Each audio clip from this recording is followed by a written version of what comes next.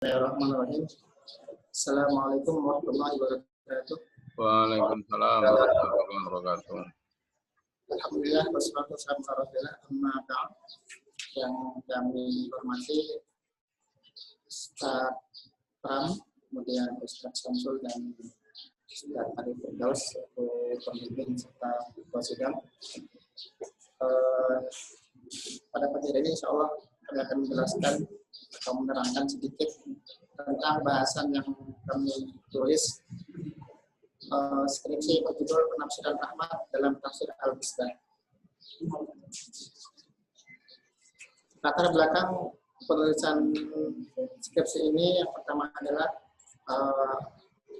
Allah telah menurunkan Al-Quran sebagai sebuah sumber rahmat bagi seluruh alam.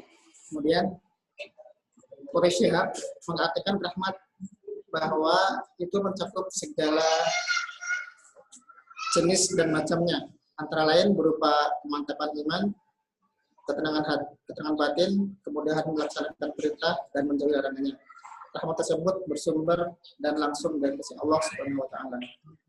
Yang ketiga, penelitian ini fokus pada kajian lafaz rahmat dalam Al-Qur'an dengan menjadikan tafsir Al-Misbah karya Quraisy Shihab sebagai sumber rujukan utama dalam memahaminya, serta mengkaji metode penafsiran yang beliau hadirkan atas ayat-ayat yang terkait. Selanjutnya, alasan pengambilan tema ini berangkat dari penjelasan latar belakang di atas. Penulis tertarik untuk meneliti tentang rahmat dalam tafsir Al-Misbah secara lebih mendalam karena penulis menganggap penafsir atau Quraisy Shihab begitu populer di masyarakat Indonesia.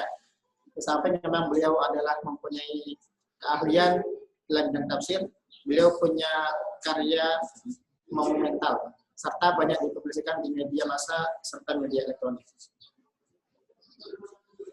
Rumusan masalah pada penulisan ini, yang pertama, bagaimana penafsiran Quraisy Shihab tentang rahmat di dalam tafsir Al-Misbah.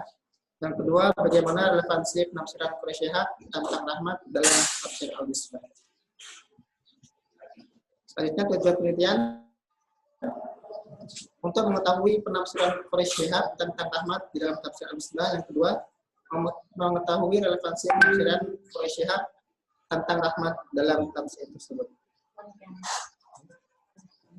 Manfaat penelitian yang pertama, manfaat akademik. Dari sisi kegunaan akademis adalah menambah sumbangan pemikiran dan wacana tentang rahmat melalui kajian tematik ayat-ayat rahmat, khususnya dalam pandangan Quraisy Shihab dalam tafsir Al-Misbah. Yang kedua, manfaat praktis, memberikan wawasan tafsir tentang makna dari rahmat dalam tafsir Al-Misbah. Yang kedua, memotivasi pembaca untuk senantiasa mengharap rahmat dari Allah Subhanahu wa taala. Yang ketiga, memberikan informasi tentang bagaimana cara menyikapi rahmat Allah yang sesuai dengan Al-Quran. Metode penelitian yang pertama, jenis penelitian. Jenis penelitian ini adalah library research, yaitu riset yang dilakukan dengan sumber utamanya adalah pustaka seperti kamus, buku, artikel, jurnal, makalah, dan buku-buku atau sumber data lainnya. Objek penelitiannya, sumber data primer adalah tafsir Al-Misbah karya Quraisy Shihab. Data sekunder yang menjadi penunjang penelitian ini adalah kajian atau tulisan berupa buku, jurnal maupun artikel yang relevan dengan penelitian ini. Teknik pengumpulan data menggunakan teknik dokumentasi, yaitu salah satu metode melihat atau menganalisis dokumen-dokumen yang dibuat oleh subjek sendiri atau oleh orang lain tentang subjek. Sejumlah besar fakta dan data tersimpan dalam bahan yang berbentuk dokumentasi. Teknik analisa data menggunakan metode tematik yang membahas ayat-ayat Al-Quran sesuai dengan tema atau judul yang telah ditetapkan. Semua ayat yang berkaitan dengan tema dihimpun, menjelaskan pengertian menyeluruh dari ayat tersebut, dan selanjutnya menarik kesimpulan sebagai jawaban apa yang menjadi pokok bahasan. Selanjutnya sekilas tentang tafsir Al-Misbah.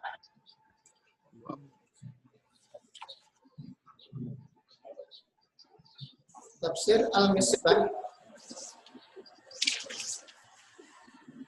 Beliau adalah pertama biografi Quraisy Shihab sebagai penulis tafsir. Beliau berasal dari ulama saudagar yang berpengaruh di ujung pandang di Makassar. Lahir di Rapang, Sulawesi Selatan pada tanggal 16 Februari tahun 1944. Selanjutnya tentang tafsir Al-Misbah. Segera tulisan kita. Tafsir Al-Misbah karya Quraisy Shihab ditulis dalam bahasa Indonesia yang berisi 30 juz ayat-ayat yang terbagi menjadi 15 jilid berukuran besar. Kitab ini dicetak pertama kali pada tahun 2001 untuk jilid 1 sampai jilid 13. Sedangkan jilid langsung ke kesimpulan.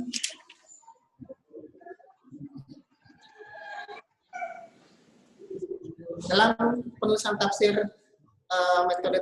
dalam penulis tafsir, metode tulisan Quraisy Shihab lebih bernuansa kepada tafsir tahlili yang menjelaskan ayat-ayat Al-Quran dari segi ketelitian redaksi, kemudian menyusun kandungannya dengan redaksi rendah yang lebih menonjolkan petunjuk Al-Quran bagi kehidupan manusia, serta menghubungkan pengertian ayat-ayat Al-Quran dengan hukum-hukum alam yang terjadi dalam masyarakat. Uraian yang ia paparkan sangat memperhatikan kosakata atau ungkapan Al-Quran dengan menyajikan pandangan-pandangan para pakar berbahasa, kemudian memperhatikan bagaimana ungkapan tersebut digunakan dalam Al-Quran, lalu memahami ayat dan dasar penggunaan kata tersebut oleh Al-Quran. Akan tetapi pada prakteknya ada beberapa ayat dalam ayat yang didapatkan bahwa dari metode yang beliau sebutkan tidak semuanya sesuai dengan langkah-langkah metode tafsirannya.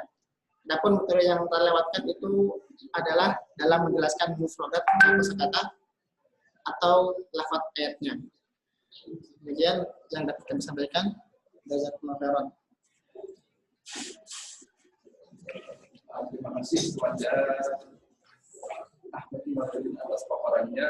Selanjutnya kepada Ustaz Samsul Hidayat, kami persilahkan kira-kira kali ke 10 menit, 20 menit. Ya. Terima kasih. Assalamualaikum warahmatullahi wabarakatuh. Waalaikumsalam warahmatullahi wabarakatuh.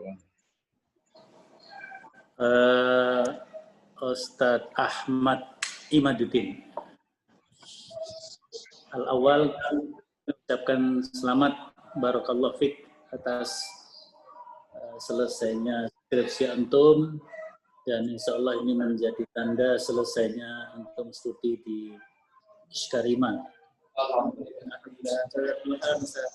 Antum angkatan tahun berapa? Angkatan tahun berapa? Tahun 2012. Angkatan tahun 2012. Angkatan perang, Ustaz. Masuk angkatan veteran. Baik, secara umum ini agak mending lah skripsi antum ini ya. Artinya lebih tertib di dalam menulis, meskipun masih beberapa hal ya perlu dibenahi. Ini misalnya di latar belakang masalah ya. Secara keseluruhan latar belakang masalah antum belum mengungkap ya, atau belum tampak, problem akademiknya itu belum tampak. Antum masih menguraikan datar-datar saja, jadi belum tampak problem akademik sehingga antum betul-betul tertarik memilih itu. Ada problem apa? Baik itu di masyarakat, problem masalah intelektual barangkali juga begitu. Jadi latar belakangnya belum memuat secara lebih jelas problem akademiknya, malah menjelaskan ayat-ayat, kemudian ya itu sebagai pengantar, tapi harus ada problem akademiknya. Artinya namanya aja latar belakang masalah, berarti masalahnya itu apa gitu ya. Masalahnya muncul sehingga antum tertarik meneliti. Yang berikutnya rumusan masalah. Rumusan masalah yang pertama mungkin oke ya. Kemudian yang kedua itu, bagaimana relevansi penafsiran Quraisy Shihab tentang rahmat dalam tafsir Al-Misbah? Ini relevansinya dengan apa? Ini nggak ada. Ya, harusnya ada relevansi dengan apa? Jadi ini harusnya ada. Apakah relevansi dengan problem kekinian atau apa kan gitu kan? Atau tentang apa? Nah, makanya kan di latar belakang tadi kalau ada problem akademiknya, maka pertanyaan nomor 2 itu bisa dipertajam. Ini kan pertanyaan yang belum selesai. Bagaimana relevansi penafsiran Quraisy Shihab tentang rahmat di dalam tafsir Al-Misbah? Masih ada titik-titiknya itu. Masih belum selesai pertanyaannya. Kemudian di metode ya. Jadi antara yang poin 1 dan poin 2 itu jenis dan objeknya itu, ketika jenis Anda menyebut sumber utamanya, tapi ketika objek menyebut sumber primernya. Kan sebenarnya sumber utama dengan sumber primer itu kan hampir sama. Jadi sumber utamanya ya sumber primer itu mestinya kan gitu. Kalau tidak mungkin kalau library research hanya keterangan risetnya dilakukan dengan mengkaji atau meneliti data dokumen-dokumen kepustakaan seperti buku, artikel, jurnal, kamus dan sebagainya itu mungkin oke. Tapi kalau ketika menyebut sumber utama, apalagi yang disebut pertama kok kamus kok sumber utama, itu menjadi masalah. Jadi mungkin tidak usah pakai istilah sumber utama di jenis itu. Hanya menjelaskan yang dimaksud dengan library research itu apa gitu kan, sehingga yang dijadikan sumbernya adalah atau dijadikan pendekatan dokumennya adalah buku, jurnal, artikel, baru yang paling belakang adalah kamus, kira-kira begitu. Karena kamus itu hanya seperti kalau kita ke toko itu kamus hanya seperti etalase saja sebenarnya. Ketika masuk harus menelusur buku-buku yang lain. Kamus itu bahkan kalau untuk kepentingan ini, riset ini mungkin bukan kamus tapi ensiklopedi. Ensiklopedi saja dianggap hanya seperti etalase tadi. Nah, jadi mungkin ini perlu dibenahi di situ ya, tentang jenis penelitian dan kalau objeknya sudah oke. Ini juga antum menguraikan ini berdasarkan sumber dari mana ya. Artinya teknik pengumpulan data menggunakan teknik dokumentasi yaitu bla bla bla bla. Pengertian itu dari mana? Itu harus apakah dibuat sendiri kan enggak? Mesti ada buku rujukannya. Ini rujukannya belum ada. Jadi pengertian teknik dokumentasi itu harus ada rujukannya ya. Kemudian ya saya kira di bagian yang lain nanti ada beberapa coretan dari saya ya. Tapi ini relatif lebih tertib lah ini daripada sebelumnya. Saya ingin menanyakan kepada Mas Imad. Yang pertama, saya lihat skripsi di Iskarima itu kan banyak yang meneliti tentang Quraisy Shihab ya. Apa enggak ada tokoh lain selain Quraisy Shihab kira-kira itu? Gimana, Iman? Kita seperti mempromosikan Pak Quraisy Shihab saja gitu. Yang lain-lainnya kok nggak dipromosikan, kira-kira gimana? Untuk jawabannya saya punya dua alasan besar untuk menarik ini. Yang pertama, karena memang penafsir Ibnu Quraisy Shihab ini sudah sangat populer di Indonesia dan di media massa maupun media elektronik banyak terdapat tulisan beliau. Bahkan di TV pun sempat ada 1 bulan full di Ramadan membahas tentang tafsir al-Misbah ini. Yang itu yang pertama. Yang kedua, karena ini sudah terdesak dengan keadaan mudah yang bahasa Indonesia yang mudah diperpustakaan, insya Allah ada lengkap. Jadi dengan terpaksa kami memilih beliau untuk kami bahas di tulisan ini. Iya. Begitu saja. Kan sebenarnya misalnya ada tokoh, misalnya yang lain ada Hasbi As-Siddiqi, ada Al-Azhar, Abu Hamka, ada Mahmud Yunus, ada Hasan dengan tafsir Al-Furqannya, yang gitu kan. Tokoh-tokoh itu mungkin ada lagi tokoh-tokoh yang lain ya. Sangat bagus juga, ada kekayaan. Tidak hanya Pak Quraisy, ya nggak apa-apa sih Pak Quraisy, karena memang beliau punya 2 tafsir monumental itu, Al-Lutat sama Al-Misbah. Nah, baik. Di dalam penelitian Anda mengemukakan ada manfaat baik manfaat akademis yang bersifat teoritis maupun manfaat akademis yang bersifat praktis.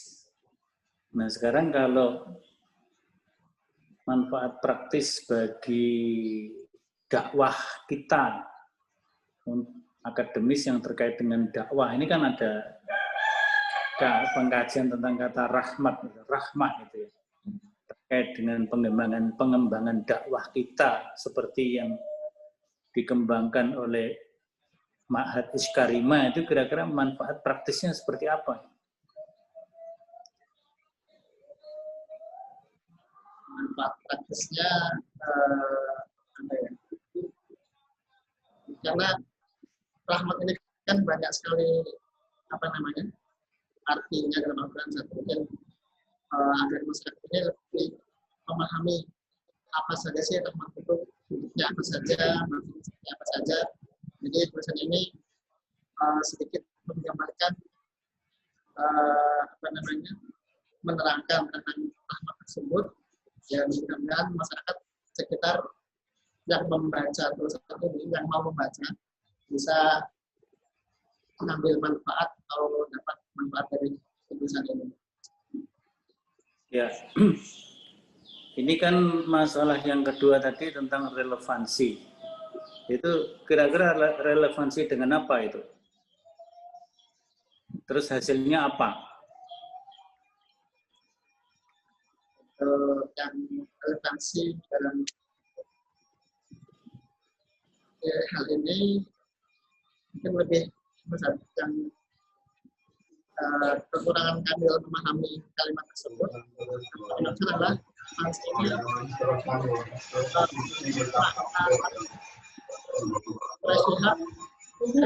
kami sajikan dalam bab 4 itu dengan pendapat ulama yang lain seperti Hamka maupun dan yang lain-lainnya yang kami koreksi. Jadi mungkin sangat bagus misalnya relevansinya dengan kepentingan dakwah atau apa, begitu harus diperjelas ya. Jadi relevansi dengan kekinian atau dengan kepentingan dakwah atau dengan yang lainnya gitu. Terutama yang terkait dengan pemaknaan kata rahmah itu. Nah, jadi sekarang spesifiknya tafsir Pak Quraisy tentang rahmah itu apa? yang mungkin berbeda tafsir-tafsir yang lain. Gimana?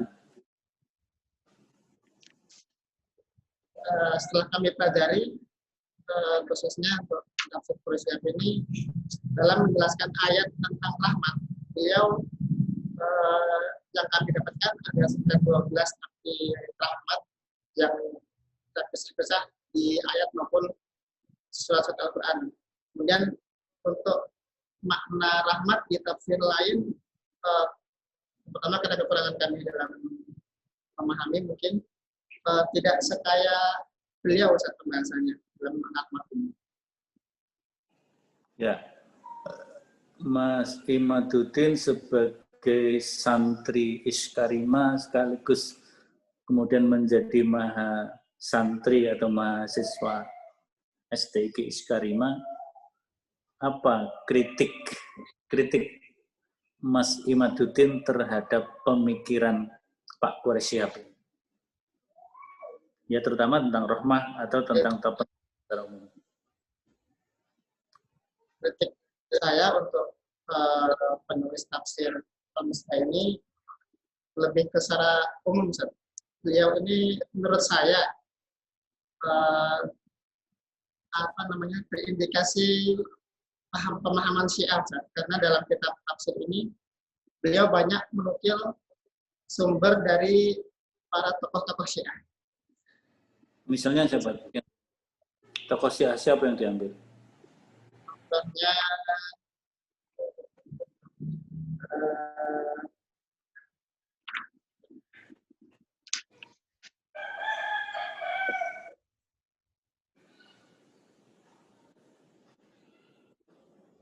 lupa. Contohnya ini, ada Al-Biqai. Saya nggak tahu pasti Al-Biqai ini siapa, tapi yang kami baca itu beliau bermadzhab Syiah. Dan dalam kitab tafsir ini banyak sekali nukilan Quraisy Shihab yang bersumber dari ulama Syiah ini atau Al-Biqai tersebut. Ya, jadi tokoh yang banyak beliau kutip misalnya adalah At-Taubatobai. At-Taubatobai yang tafsirnya sangat terkenal dan banyak beredar di Indonesia juga. Tahu nggak tafsirnya? Al-Mizan. Tafsir Al-Mizan At-Taubatobai. Nah, itu kalau terkait dengan kata rahmah ini ada nggak terindikasi Syiahnya? Ya, dari untuk kata rahmah ini, insya Allah tidak ada indikasi ke arah Syiah. Nggak ada ya? Insya Allah tidak ada. Nah, jadi artinya kan itu relevansi tadi perlu diperjelas. Makanya rumusan masalahnya diperjelas sehingga kesimpulannya juga menjadi lebih jelas. Nampaknya ini waktu saya sudah habis. Saya kembalikan ke Pak Sidang. Terima kasih. Saya kemudian Sudah Pak Mayron langsung saja lanjut pada tentang kami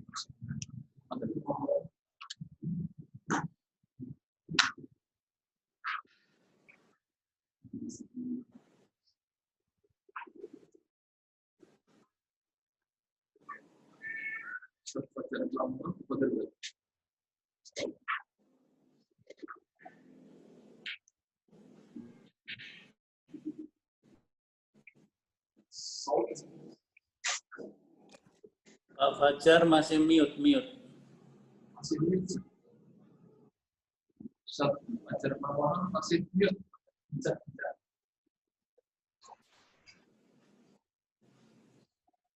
Pak Fajar di unmute, Pak. Apa ya? Di unmute dulu. Oke. Assalamualaikum warahmatullahi wabarakatuh. Sekali lagi saya ucapkan selamat pada Ustadz Imaduddin ya. Aslinya dari mana, Ustadz Imaduddin? saya Jawa Sumatera. Hah? Jawa Sumatera. Jawa Sumatera. Oh, Orang tua Sumatera. Jawa, saya asli Sumatera. Oh, alah. Sumateranya mana? Provinsi Bengkulu, Ustaz. Oke. Sudah selamat Sugeng rawuh nggih. Pak Edi jauh-jauh dari Ngawi. Untuk beliau. Oke, saya langsung aja ya. Kasih beberapa catatan. Salah dari segi penulisan memang relatif lebih bagus ya dari sebelumnya, tapi sekali lagi itu tolong diperhatikan ya untuk antum tuh dalam menulis tuh pakai panduan atau pakai contoh skripsi kakak kelas antum Ahmad Imaduddin. Pakai dua-duanya, tapi lebih dominan kepada contoh yang sudah ada. Ini kayak seragam loh, enak nih nggak dikasihan. Sudah nggak perlu saya jelaskan tadi ya. Oke. Kemudian ini juga sama ya, ini nggak usah, cukup yang pertama. Ini sudah cukup, ini yang nggak perlu. Nanti setelah diuji. Kemudian untuk apa namanya abstrak. Penelitian ini boleh saya dengan tafsir Midwah yang digunakan sebagai sumber rujukan. Benar-benar terkemungkinannya dapat dianggap sebagai ulama yang paling dan seterusnya. Tujuannya mana ini? Halo. Tujuan penelitian antum apa ini?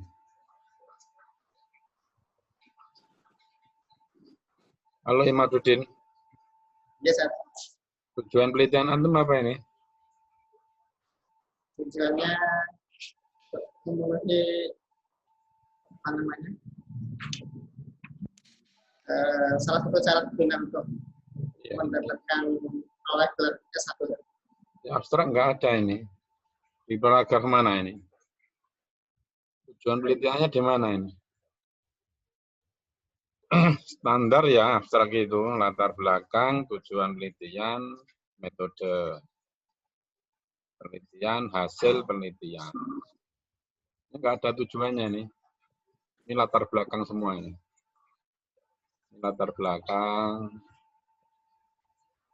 Pada penelitian ini yang boleh saya dengan tafsir ini dan bla bla bla ya tidak dapat dianggap sebagai ulama paling. Ini juga latar belakang. Apa tujuannya? Sebenarnya Jenis itu malah nggak perlu. Jenis itu malah nggak perlu. Nggak ditanyakan kan tujuan penelitiannya ngapain ini. Ini penting. Hah? Nggak ada kan ini. Di abstrak antum itu nggak ada ini. Di abstrak antum nggak ada tujuan penelitiannya. Tolong diperhatikan ya. Kemudian yang kedua, kapan antum mulai mengenal tafsir Al-Misbah ini?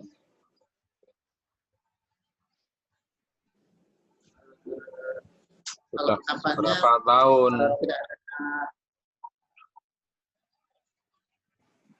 Tidak ada angka pasti tepatnya, cuma dulu kita sebelum kita kesini sering melihat beliau di media elektronik dalam menyampaikan tafsir Al-Misbah, khususnya di media. Sudah khatam belum?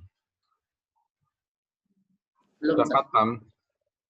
Kok berani melakukan penelitian sebuah kitab tafsir, antum belum khatam? Yang sudah pernah khatam apa kitab tafsirnya?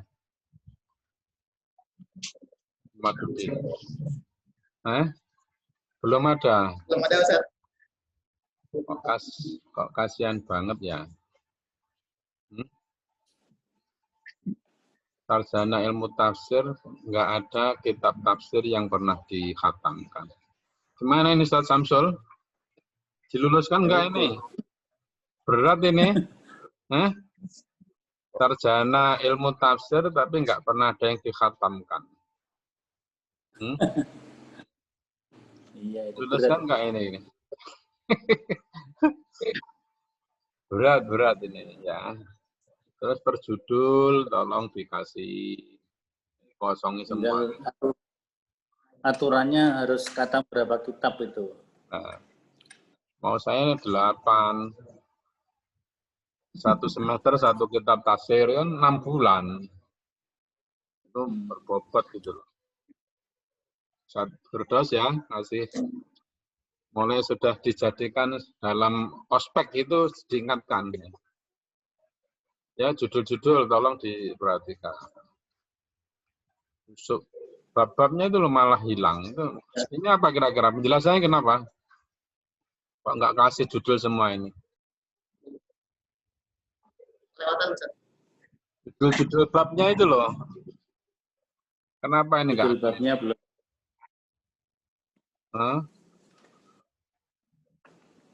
Apa Karena penjelasannya? kami ya, Sam. Hah? Karena kurangnya teliti kami dalam menyusun data isi, insya Allah kami akan melengkapi setelah ini. Teliti ya, peneliti itu teliti, peneliti. Kata dasarnya teliti. Teliti itu tidak ceroboh. Ya. Ini pekerjaan akademik. Oke ya. Kemudian kaitannya dengan rumusan masalah langsung. Bagaimana penafsiran Quraisyah tentang rahmat di dalam Tafsir Al-Misbah? Bagaimana relevansi penafsiran Quraisyah tentang rahmat di dalam Tafsir Al-Misbah? Apa ini kira-kira penjelasan? Nggak sama.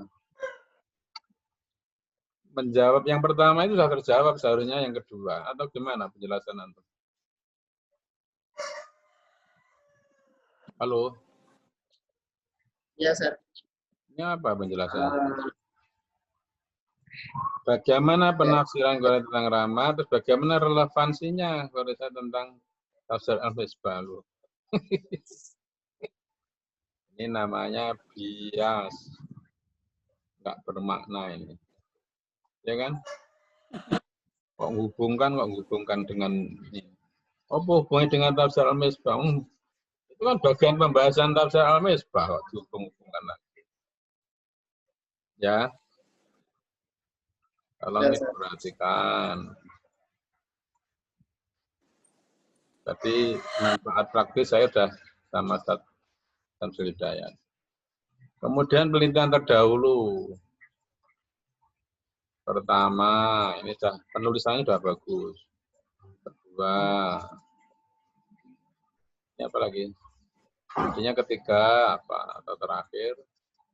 Hanya positioning. Penelitian antum itu bagaimana? Dengan penelitian ini. Penegasan, tindak lanjut, atau apa? Akan kata-kata belum pernah dilakukan oleh peneliti. Sebagai tindak lanjut atau ingin mempertajam dari penelitiannya Fauzan Azima atau gimana? Apa ini? Belum ada ya. Positioning penelitian antum itu belum ada. Keasliannya. Terus landasan konseptual. Ini apa yang kata kuncinya apa dari judul antum itu?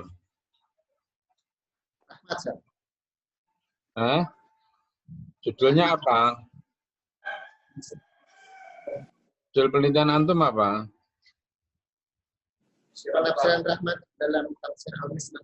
Berarti definisi rahmat. Terus kemudian yang kedua, ini satu ya.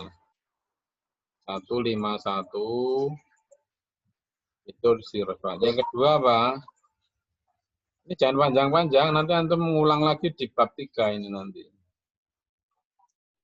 Definisinya aja, bukan pembahasan rahmat. Pembahasan rahmat itu nanti di bab 3. Ini yang jelaskan rahmat dalam konteks penelitian antum itu apa? Karena definisi rahmat itu kan banyak. Maka ambil aja 3 dulu. Antum sama dengan pendapatnya ini atau mengkompilasi dari konsep-konsep itu yang dimaksud dengan landasan konseptual. Yang kedua, menjelaskan tentang tafsir Al-Mawardi. Paham orang terhadap tafsir Al-Mawardi itu kan macam-macam. Oh, pahamnya satu apa, dua apa, tiga apa. Itu pahamnya bagaimana?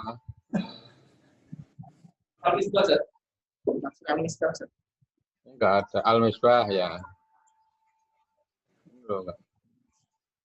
Ini landasan konseptual kayak landasan teori. Ini landasan teori malah bener ini. Rahmat dilihat dari sisi. Ini landasan konseptual. Terus 173 kali ini sebenarnya bisa dimasukkan di latar belakang masalah. Oke ya. Sekian, lumayan. Objeknya sudah, teknik analisanya, dokumen pengumpulan teknik dokumentasi, metode tematik, kualitatif dengan pendekatan tematik. Hanya penjelasannya apa? Ini sudah betul. Sumbernya sudah ya, oke. Nah, ini langsung biografinya. Coba dimulai dari sejarah penulisannya. Biografi penulis itu salah satu sub aja, karena yang ingin kita potret itu adalah kitab tafsirnya. Ya. Kitab tafsirnya ini loh, kitab tafsir apa ini? Tafsir Al-Misbah karya ini ngapain? Gambaran sekilas tafsir Al-Misbah.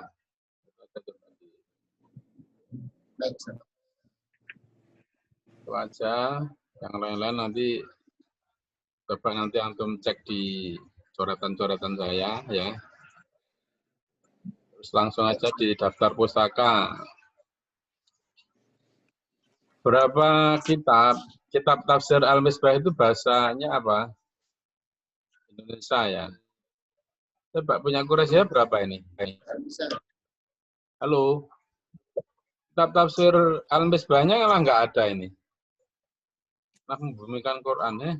Halo. Ya, Mana ini kitab tafsir Al-Misbahnya? ada di Kisah ya ini. Ini punya Al-Misbah. Terus kita belajar. Ini buku ini. Malah mana kitab tafsir Al-Misbahnya? Di paling bawah, Sir. Ngalang lagi. Ini. Lihat. Oh ya. Terus kedua, antum bicara tentang tematik tadi. Mana? Buku yang membahas tentang suara apa? Pendekatan tafsir tematik itu di buku apa?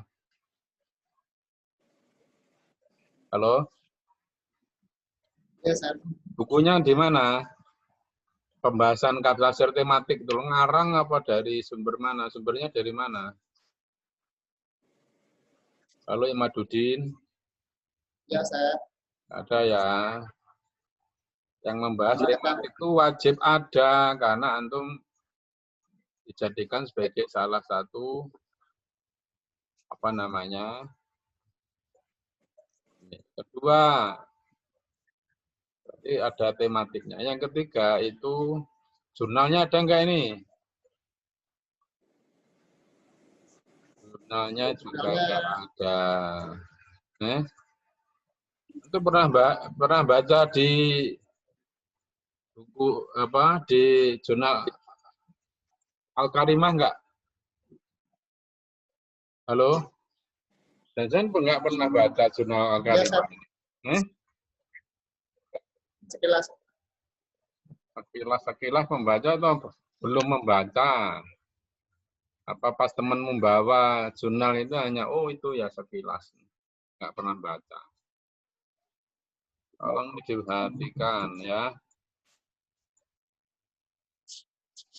Oke. Sekarang apa yang antum dapatkan dari Setik Eskarima? Halamannya coba tolong ini rawan ya 65. Apa yang antum dapatkan dari Setik Eskarima? Antum belajar Quran, belajar tafsir. Sisi konteks ilmu tafsirnya.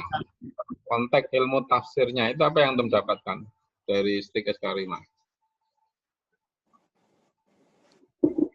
karena di sekarang ini prodi tentang tafsir, maka otomatis saya lebih banyak dan mau membaca tafsir-tafsir yang banyak beredar di sekitar kita. Dari segi keilmuan, alhamdulillah menambah wawasan tentang kitab tafsir yang banyak beredar di Indonesia khususnya. Oke. Terakhir, komitmen antum apa setelah jadi sarjana ilmu tafsir ini? Komitmennya apa untuk menutupi kosongan-kosongan tadi? Apa komitmennya? Antum punya agenda besar apa setelah lulus jadi sarjana ilmu tafsir, ilmu Quran dan tafsir? Sudah hufat, sudah hafid ya, terus apa komitmennya antum? Komitmen kami yang pertama itu akan memperbaiki tulisan karya ini. Yang kedua, perbaikan skripsi ini bukan komitmen, Ustadz. Ini sudah konsensi orang ujian, memperbaiki itu bukan komitmen. Otomatis kewajiban. Sekarang paling tidak kitab tafsir Al-Misbah itu antum khatamkan, itu namanya komitmen. Yang nggak jomplang gitu loh, masa sudah apa dulu penelitian antum tafsir Al-Misbah nggak khatam. Tolong itu dijadikan prioritas, ya, biar tidak memalu-maluin, oke? Baca dari saya, kurang lebihnya mohon maaf, semoga bermanfaat. Assalamualaikum warahmatullahi wabarakatuh. Salam untuk keluarga. Juga sudah punya anak berapa? Fatimah juga. Ya, ya, tetap semangat. Assalamualaikum warahmatullahi wabarakatuh.